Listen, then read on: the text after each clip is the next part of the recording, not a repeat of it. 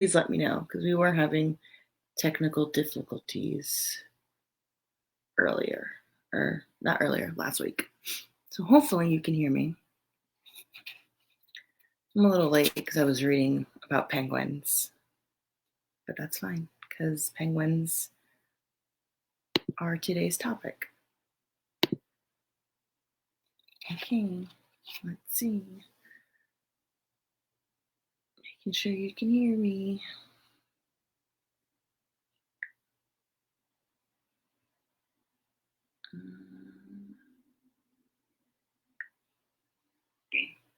Yes, okay, cool. You can hear me. Wonderful.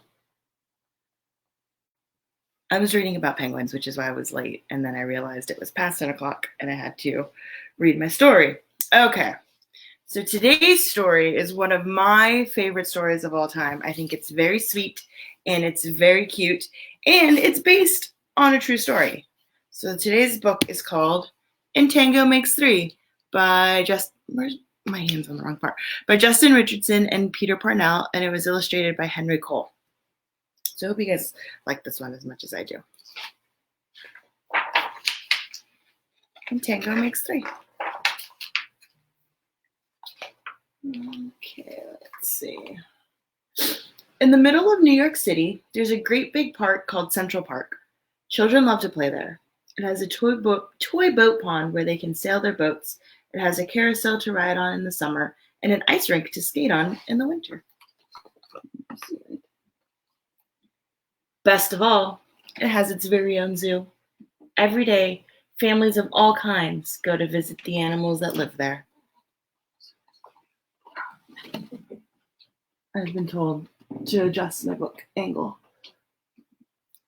There you go. I've been to the Central Park Zoo and it's very cute. But children and their parents aren't the only families at the zoo. The animals make families of their own. There are red panda bear families with mothers and fathers and furry red panda cubs. There are monkey dads and monkey moms raising noisy monkey babies. There are toad families and toucan families and cotton-top tamarin families too. True story. Is this the bird? I think this is the bird. This is the bird. This little bluebird, where is it? This bluebird right here chased Miss Kristen around the zoo when we went there, and she did not like it. But it was pretty funny.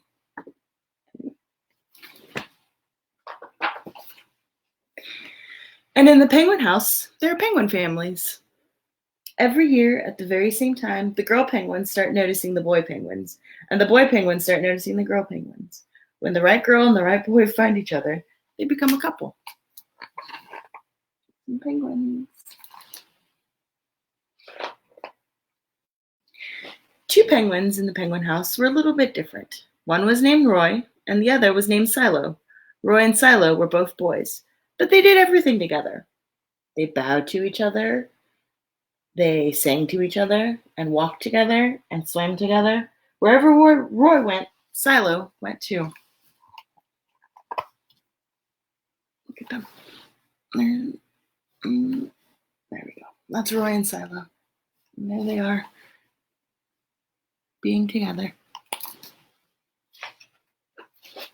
They didn't spend much time with the girl penguins, and the girl penguins didn't spend much time with them.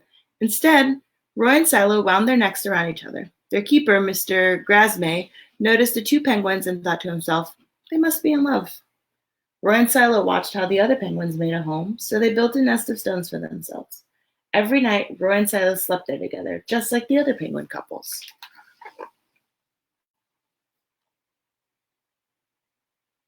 Look how happy they are right here.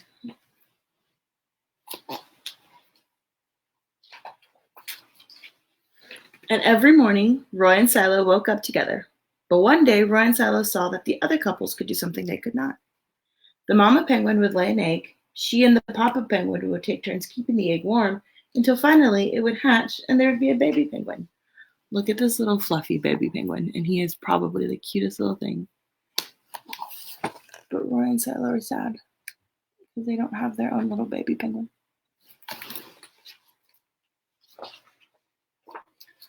Roy and Silo had no egg to sit on and keep warm. They had no baby chick to feed and cuddle and love. Their nest was nice, but it was a little empty. One day, Roy found something that looked like what the other penguins were hatching, and he brought it to their nest. It was only a rock, but Silo carefully sat on it and sat.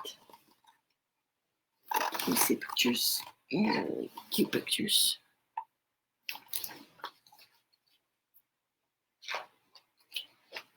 And sat. When Silo got sleepy, he slept. And when Silo was done sleeping and sitting, he swam, and Roy sat. Day after day, Silo and Roy sat on the rock. But nothing happened.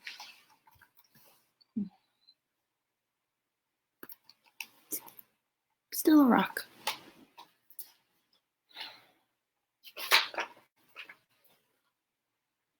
Oh, I mispronounced his name earlier. Then Mr. Gramsay got an idea.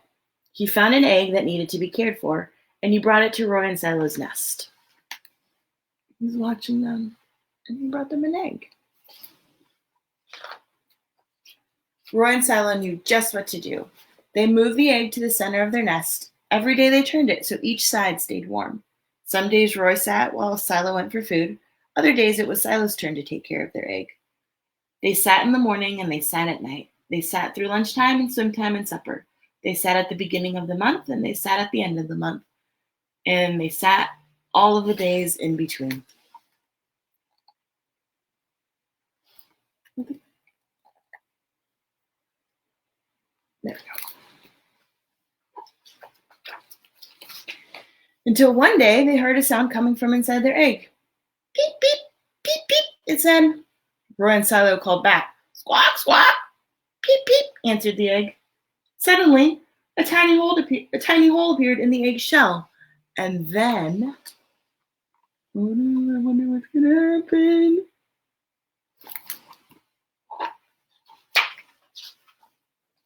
Crack! Out came their very own baby. She had fuzzy white feathers and a funny black beak. Now Roy and Silo were fathers. We'll call her Tango, Mr. Gramsay decided, because it takes two to make a tango. Roy and Silo taught Tango how to sing for them when she was hungry. They fed her food from their beaks. They snuggled her in their nest at night. Tango was the very first penguin in the zoo to have two daddies. Look at how fluffy Tango is. She is the cutest little thing.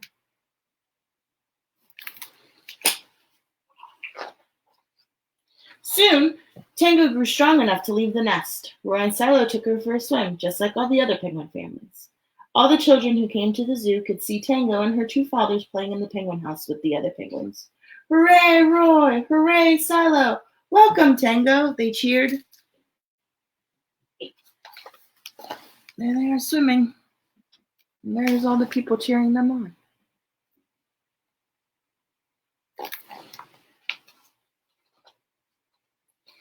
At night, the three penguins returned to their nest. They were snuggled together, and like all the other penguins in the penguin house, and all the other animals in the zoo, and all the families in the big city around them, they went to sleep.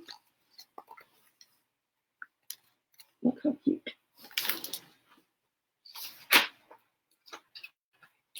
The end. What does it say here? So this book was written, let me see, when was it written? 2005, which was quite a long time ago. And in the back of the book, it says that all the events of this story are true. Let me see what else.